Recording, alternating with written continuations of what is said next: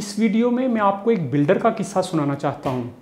एक बिल्डर था, वो मकान बनाता था और उनको सेल करता था। उसके माशी हालात अच्छे नहीं थे, उसके पास कोई काम नहीं था। उसका एक अमीर दोस्त था, उसने सोचा कि वो बिल्डर की मदद करे।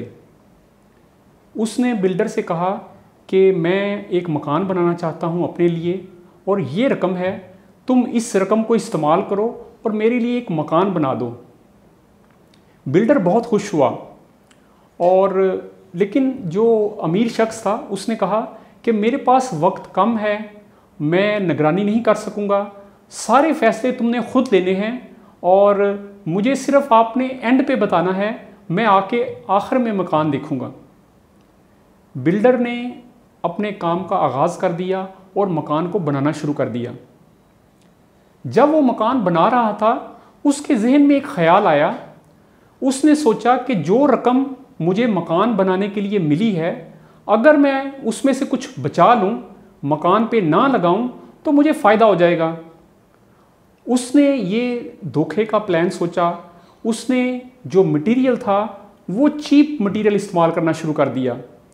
लकड़ी में, प्लम्बिंग में, बिजली के काम में, उसने हर चीज़ में जो मटेरियल था वो सब स्टैंडर्ड यानी कि नाकिस इस्तेमाल करना शुरू कर दिया और वो इसी तरह चलता रहा और आखिर में उसने अच्छी रकम एक बचा ली और उसको चुपके से अपने अकाउंट में जमा करवा दिया।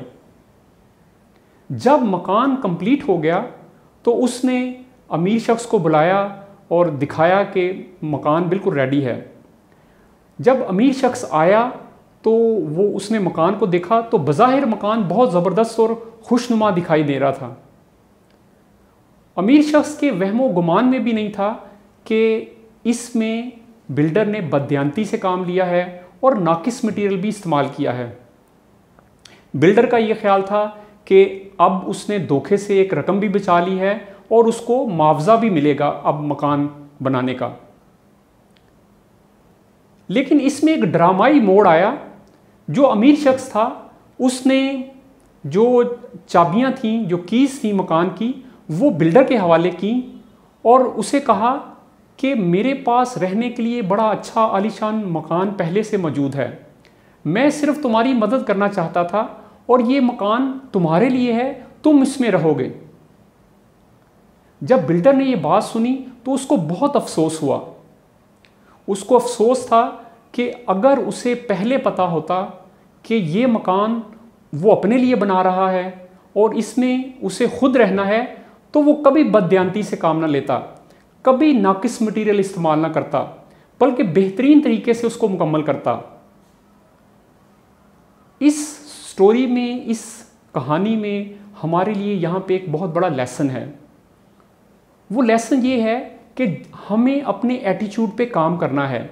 जब हम दूसरों के साथ काम करते हैं, दूसरों के लिए काम करते हैं, जब हम वर्क प्लेस पे काम करते हैं या फैमिली में, रिलेशनशिप में लोगों के साथ डील करते हैं, तो हमें ये असूल याद रखना है कि असल में जब हम फेयरली नहीं चलेंगे, जब हम बददियानती करेंगे, जब हम एक्सीलेंट तरीके से नहीं चलेंगे, तो सबसे पहले हमारा अपना नुकसान होगा।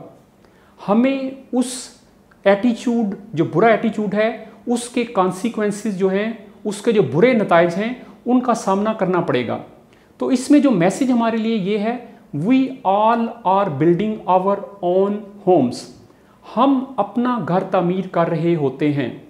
जब हम दूसरों के साथ डील करते हैं, जब हम दूसरों के साथ काम करते हैं, जब हम दूसरों के लिए काम करते हैं, जब हम अपना एटीट्यूड दूसरों के साथ बर्ताव करते हैं, तो असल में उसके कॉन्सिक्वेंसेस हमें फेस करने पड़ेंगे।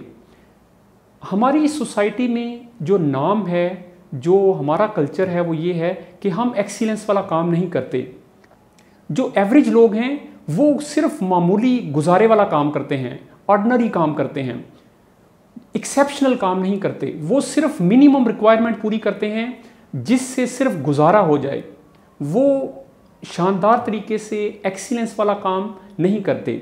वो जिसे कहते हैं डू योर बेस्ट, अपनी पूरी एबिलिटी के मुताबिक, अपनी पूरी सलाहियतों के मुताबिक काम नहीं करते। अगर हमें इस एवरेज जो माइंडसेट है, अगर हम अलर्ट नहीं रहेंगे तो हम बिल्कुल वैसे बन जाएंगे जैसे सोसाइटी में एवरेज लोग होते हैं। आप देखें, जैसे मैं अभी बात कर रहा हूँ तो मैं हाथों को मूव कर रहा हूँ, अपनी बॉडी को मूव कर रहा हूँ। मैं जिन लोगों के साथ रहता हूँ, मेरी बॉडी लैंग्वेज, मेरे हाथ हिलाने का अंदाज बिल्कुल वैसा हो जाता है जैसे लोगों में मैं रहता हूँ। इसी तरह याद रखें, हमारा सोचने का अंदाज, हमारी आदतें, हमारा वे ऑफ थिंकिंग, हमारा एटीट्यूड बिल्कुल वैसा हो जाता है जैसे लोगों में हम रहते हैं। तो हमें बड़े अच्छे तरीके से अलर्ट रहना है कि कहीं हमारा सेट भी, हमारा माइंडसेट भी मीडियोकर लोगों जैसा ना हो जाए, एवरेज लोगों जैसा ना हो जाए। हमें अपने आप को याद दिलाना है, गिव योर बेस्ट, हमेशा एक्सेप्शनल, एक्सीलेंस वाला काम करें, बेहतरीन तरीके से काम करें। वर्क प्लेस पे देखें, वर्क प्लेस पे एक बड़ा अच्छा इसका असूल है कि आप हमेशा याद रखें कि आप सेल्फ एम्प्लॉयड हैं। ये ना देखें कि आपका बॉस कौन है, आप बॉस हैं। असल में आपको रिस्पॉन्सिबल तरीके से अपने काम की बेहतरी की जिम्मेदारी खुद उठानी है। ज़्यादातर लोग गलती करते हैं, वो ये समझते हैं कि ये काम मेरा नहीं। लेकिन जैसा कि मैंने आपको बताया कि अगर हम एक्सीलेंस वाला काम करेंगे, बेस्ट काम करेंगे, अपनी पूरी सलाहियतों के मुताबिक काम करेंगे तो उसका फ़ायदा हमें मिलेगा। अगर दूसरे लोग काम चोरी करते हैं, बददियानती करते हैं, लेट आते हैं, जल्दी चले जाते हैं, वक़्त ज़ाया करते हैं, तो ये उनका मसला है। आपका एटीट्यूड ये होना चाहिए कि आप एक्सेप्शनल अंदाज में काम करें, बेहतरीन तरीके से काम करें और बाकी लोगों जैसा बिल्कुल ना बने, बल्कि एवरेज से बेहतर काम करने की कोशिश करें। जब आपके पास काम आए तो खुद से सवाल करें, जब आप उसे करें, कि क्या ये मेरा बेस्ट है, क्या मैं इस पे फ़ख्र कर सकता हूँ, क्या ये मेरा अपना काम होता तो मैं इसी तरह करता।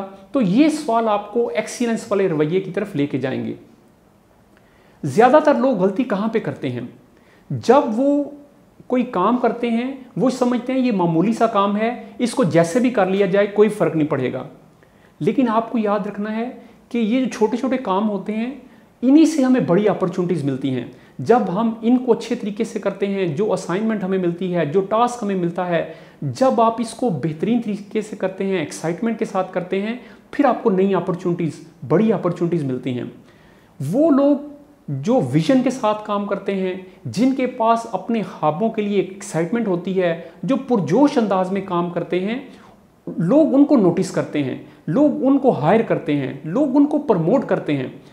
इन लोगों को ज़्यादा अपॉर्चुनिटीज़ मिलती हैं। अगर आप चाहते हैं कि आप भी ज़िंदगी में तरक्की करें तो आपको हमेशा याद रखना है कि आपका एटीट्यूड एक्सीलेंस वाला होना चाहिए। आपने बेहतरीन अपना मोटो ये रखें, I am a person of excellence. मैं जब भी काम करूंगा मैं एक्सीलेंस वाला काम करूंगा। देखें, ये आपकी फ्यूचर के लिए इन्वेस्टमेंट है। जैसे एक फिल्म बनती है, उसको बनाने के लिए शुरू में इन्वेस्टमेंट की जाती है, बेहतरीन स्क्रिप्ट लिखवाया जाता है, बेहतरीन कास्ट उसके लिए ढूंढी जाती है, गुजारे वाला काम नहीं किया जाता। और जब उसमें इन्वेस्टमेंट की जाती है फिर एक दिन आता है कि वो हिट साबित होती है। बिल्कुल इसी तरह आपने भी अपने रवैयों को आज बेहतर करना है ताकि आप फ्यूचर में उनका फ़ायदा उठा सकें। एक और गलती जो हम करते हैं, हम ये समझते हैं कि अगर मैं इंटेग्रिटी पे कंप्रोमाइज़ करूँगा, अगर मैं एक्सीलेंस वाला काम नहीं करूँगा, अगर मैं चीट करूँगा दूसरे को, तो शायद ये दूसरे को पता ना चले, ये तो सिर्फ मुझे पता है, दूसरे को पता नहीं चल रहा। तो ये सबसे बड़ी गलती है। आपको सबसे पहले अपने ज़मीर की अदालत में सुरखरू होना है। अगर आप ये कहते हैं कि सिर्फ मुझे पता है, दूसरों को नहीं पता चल रहा, तो असल में इससे आप सिग्नल क्या दे रहे हैं? इससे आप सिग्नल ये दे रहे हैं कि सिर्फ दूसरों की जजमेंट मैटर करती है, आपकी अपनी जजमेंट मैटर नहीं करती। आप अपनी सेल्फ इस्टीम को बिल्कुल ज़ीरो पे ले आते हैं।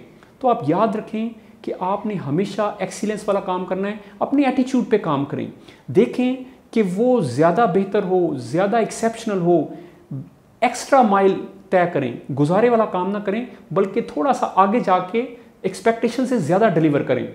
जब आप अपने एटीट्यूड पे काम करेंगे तो सबसे पहला फ़ायदा आपको होगा। और लेकिन अगर आप दूसरों को नुकसान पहुंचाने की कोशिश करेंगे, चीट करेंगे, धोखा देंगे, चाहे वो आपके क्लाइंट हैं, चाहे आपके कस्टमर हैं, चाहे आपके वर्क प्लेस पे लोग हैं, चाहे आपकी फैमिली है, तो सबसे पहले नुकसान आपको होगा। आपने मैसेज ये याद रखना है कि हम ऐसा घर तामीर कर रहे हैं जिसमें हमें खुद रहना है।